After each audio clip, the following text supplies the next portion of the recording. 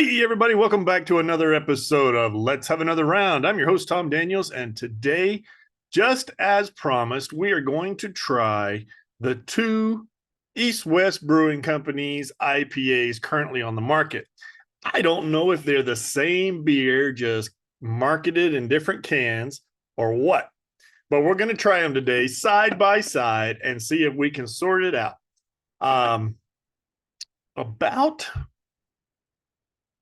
No, I don't know. Maybe 2 months ago, 3 months ago, I started noticing that they have this different can, this newer can. Um, this is the new version of their can. I don't know if it's a new flavor profile, a new brew. Um, I don't know. So we're going to try them out side by side. I'm going to make the light green one in my Heineken glass. So we're going to crack it open right now. Yeah. Okay, smells very citrusy, maybe a little piney. Let's pour this baby up.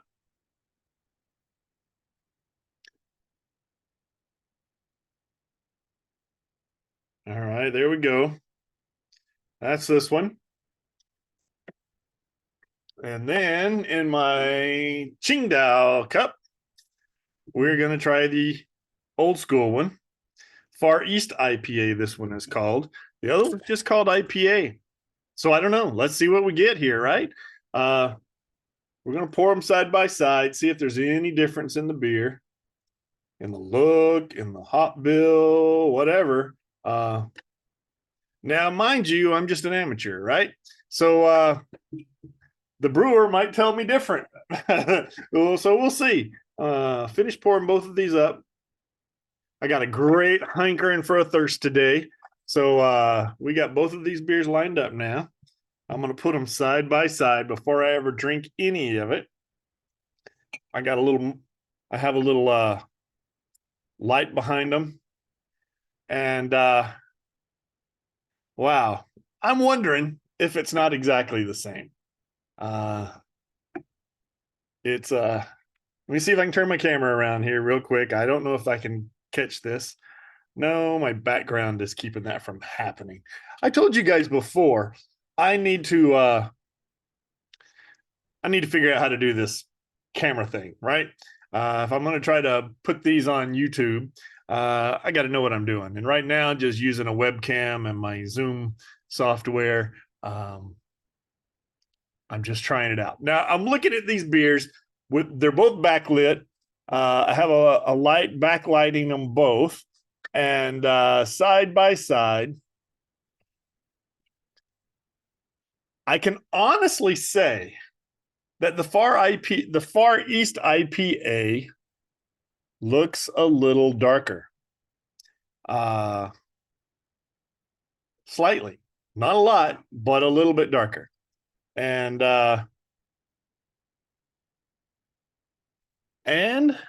a little hazier, maybe a little hazier, like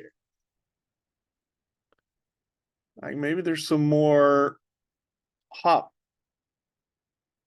pulp in there. So this is the old one. We're going to try the old one first.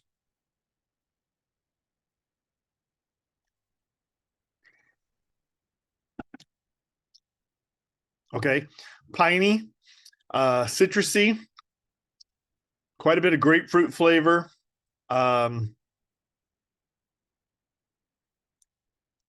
Yeah, grapefruit or pomelo is a dominant flavor profile in that one. A little bit of pininess, lingering, a nice amount of bittering. Maybe not quite as much bittering as I would have guessed. It says on the back of the can here. Let me see if I can read it and see what it says for the IBUs. I'm blind as a bat if I don't have my reading glasses on. I'm not seeing an IBU number on here. We may have to look this up in a little bit, right, folks?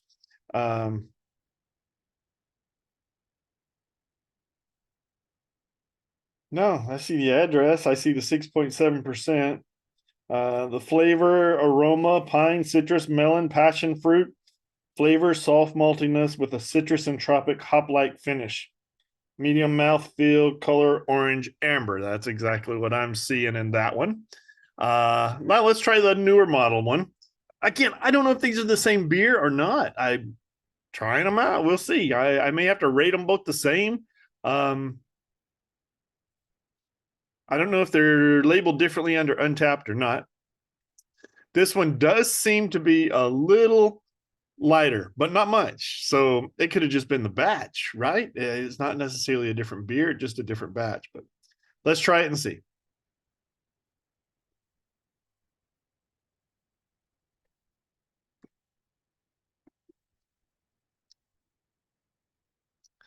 Um,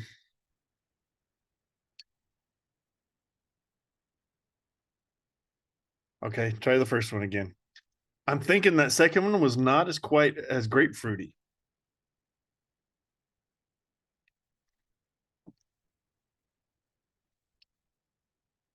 Yeah, so the first one more piney, more grapefruity, I'm thinking.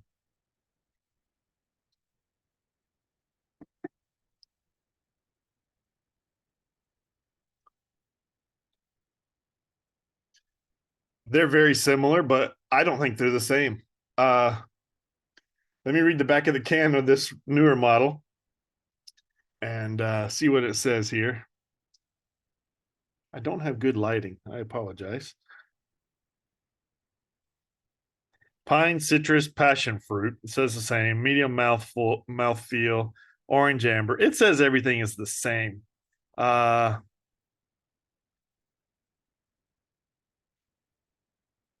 it says on the back of the new can. It says our East West IPA, in parentheses, Far East IPA, provides a beautiful inter-Pacific aroma that is enjoyable all year round. They have just marketed this a little bit differently. Uh, they no longer market it as the Far East IPA. That's what the can's telling me. Um, which is interesting. Again, batch to batch, no brewer is perfect. You got to go to a big mass market, um, a big mass market pilsner or hop. Or lager or something that is not very hoppy to get the same flavor profile every single time. Um, the big giant IBM Bev, AB InBev or Heineken or those kinds of guys that brew millions of gallons a year. They got that process down. But the people that are brewing thousands to hundreds of thousands of barrels, um, their product is really dependent on the market. And because they don't own or they don't have giant contracts with hop farms and barley farms and whatever, uh, like AB InBev or Heineken does or Carlsberg, whatever. So maybe the taste difference that I'm tasting between these two beers is just simply the batch, right? Um, each batch might be just slightly different colored depending on the roasted malts, might be just slightly different hop aroma or hop flavor. So again, this is the Far East. Um, this is the original labeled one,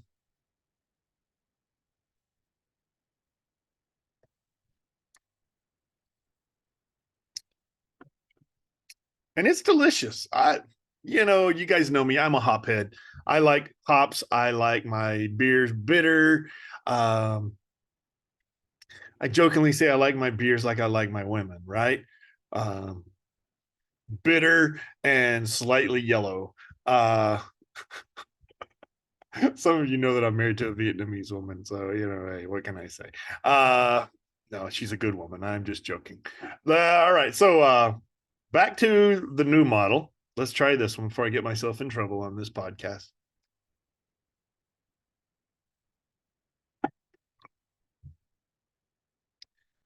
Yeah, they are strikingly similar.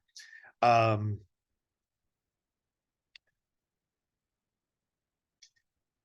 I think they're shooting for the same thing.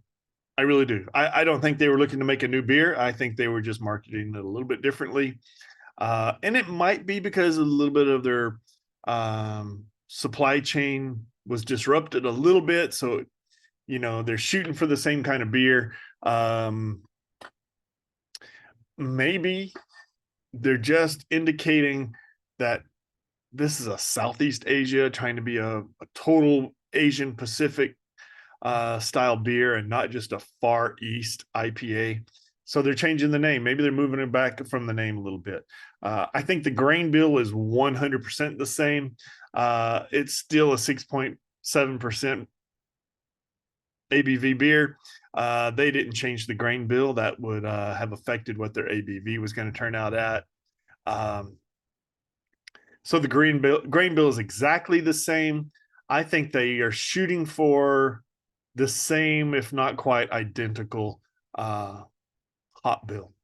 So there you have it, folks. You've heard me rant about these two cans here, about how similar yet different they are, and you see how bad I am with this camera. So there's one. I really got to figure this out, don't I? So there's the original Far East IPA, and then there's the new model. Well, let's see here. That's the new model. And I'm not disappointed. It's good beer either way. For those of us who've been drinking these for a few years, and I've been drinking these. Um, I I don't know how long they've been in business, longer than I've been in Vietnam. But for the past couple of years that I have been living kind of off and on in Vietnam, I've been drinking these, and I kind of got used to it as the Far East IPA. They didn't change anything about their pale ale, just the can. Um, they didn't change the name of that one in any way. It was always just the East West Pale Ale, and we reviewed that one for a second time a couple of days ago. But these IPAs, yeah, they're good. They're the same. Honestly speaking, if the hops are different, it's minuscule amounts. I think they're still shooting for the same IBU levels. They're shooting for um, the same general profile, and I think they've done a remarkable job. If their product has changed just a little bit, it is just a little bit, and they have held true to their original Far East IPA style. Uh, it suits us hopheads good. My guess on the IBUs, let me take another swallow here.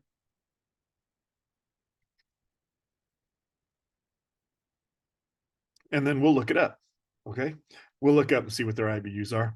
It's less than Kurt's Insane. It's not at 103. I'm going to guess it's around 90. Which, for those of you like me who like hops, that's good. That's a good high bitterness number. Um, yeah. So I finished off the first one, and not disappointed. It's a good beer. So I tell you what, folks, let's take a quick break. We'll come back from the break, and during the break, I'll look up and we'll find out what the IBUs are on this and see if I was wrong. I said around 90. Hold me to it. Okay, folks, we'll be back in a bit. Okay, folks, we are back. Thanks for joining me. I was way off on the IBUs on this beer, which surprised me. It is as low as it is. So I looked them up on their website, and their website says their IBU is 54. That is about half of what the Kurt's Insane IPA was that we had from Heart of Darkness Brewing just last week. So I'm flabbergasted, to be honest with you. It really comes across very hoppy. And maybe it is very hoppy and they just didn't bitter it as long. So the bitterness profile is actually less. It's very hoppy, and the mouthfeel is nice.